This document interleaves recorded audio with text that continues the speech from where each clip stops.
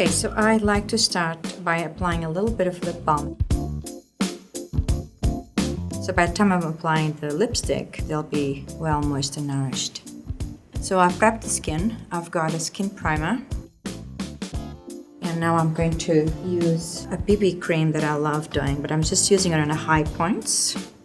Now I'm using a sponge, but at home you don't have to use a sponge. In fact, it's okay to use your fingers.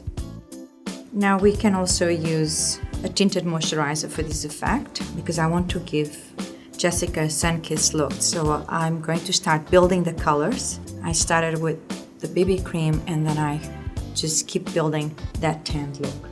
So I'm going to apply the foundation now, and I've chosen to mix two colors, applying with a foundation brush.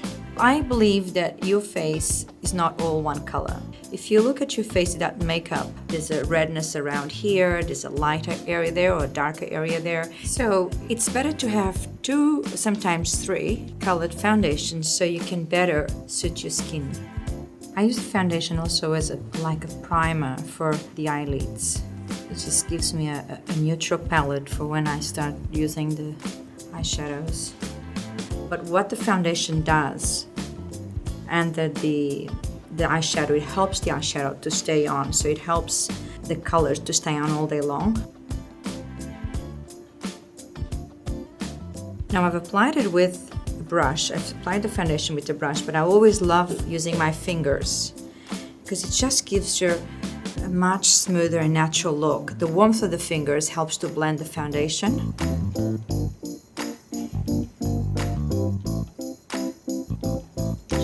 I always go here because that's an area that everyone forgets. And because it gets no sun, that area is all of the time is lighter than your skin tone. So I like to use a darker foundation actually around this area here for two reasons. One of the reasons, of course, it's lighter, but also it helps me to contour the face. So by using a darker shade there, I'm already creating a shading effect. So I'm going to be using a very light loose powder, and I'm going to use it just in the center of the face, just to set the makeup. And I'm going to use it on the eyelids as well because I want to prep those eyelids for the shadow that I'm going to be using. I'm going to be using this Makeup Forever cream shadow, which I love, and I use that as a base for my shadows. Okay. Often when you get the product straight from the pot or from the bottle or whatever, you might get too much product in your hands. So I use my hands. You can use whatever you want, but I just like to take the excess off so I don't end up putting too much product on the skin.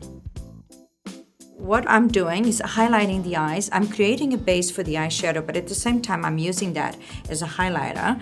And actually I'm going to use it also on the cheekbones because I'm going to create that lovely sheen on the skin. And I just use that both.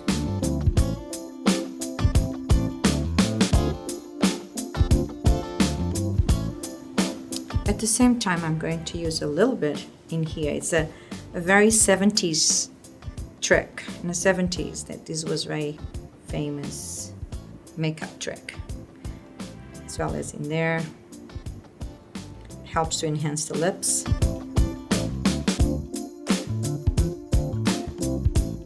So next, what I'm going to do is to bring out her eyes. So I'm going to use a pencil. I'm just applying a very thin liner among her lashes. And the purpose of this is to enhance her eyes. So this is just to keep the shadow.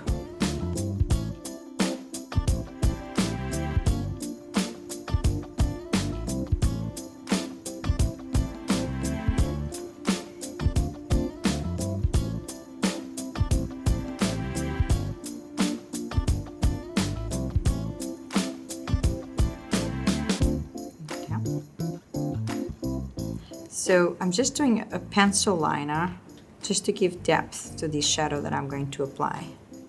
This is just accentuate her eyes, gives it a more sultry look. So once I've got that dark base for my eyeshadow, I'm gonna choose a bronze color.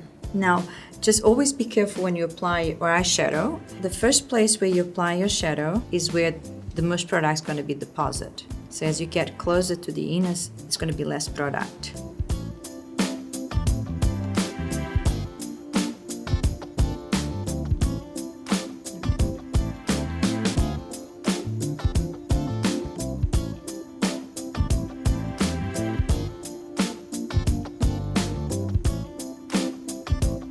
One suggestion I want to make as well, I did the foundation first, but often I do the foundation last. And the reason being, when you're applying an eyeshadow and then there's things that drop on the cheeks, if you don't have any foundation on, it's an easy cleanup. Q-tips are the best thing because they actually helps to blend everything. Then I'm going to choose a lighter color eyeshadow. I'm going to just blend everything with a different brush.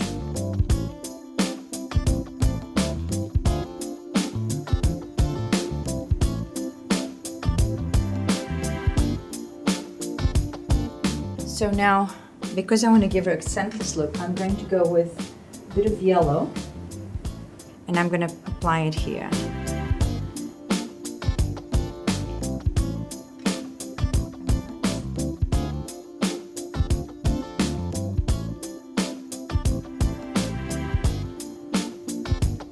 Just have a bigger brush now and just blend everything together.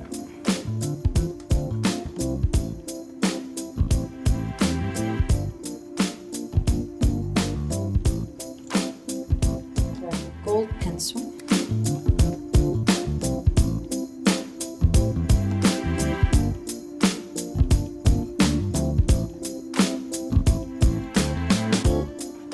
She's got some green in her eyes, so I want to bring out that green. Just look up.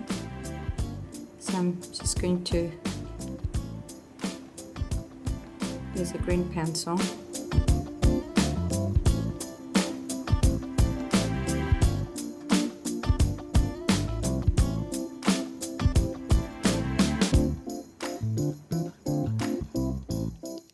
The point of this is to blend, blend, blend. So after I apply that color underneath the eye, I am going to remove almost all of it with a Q-tip and leave just what's in between the lashes. Just going to use a little bit of the black underneath it.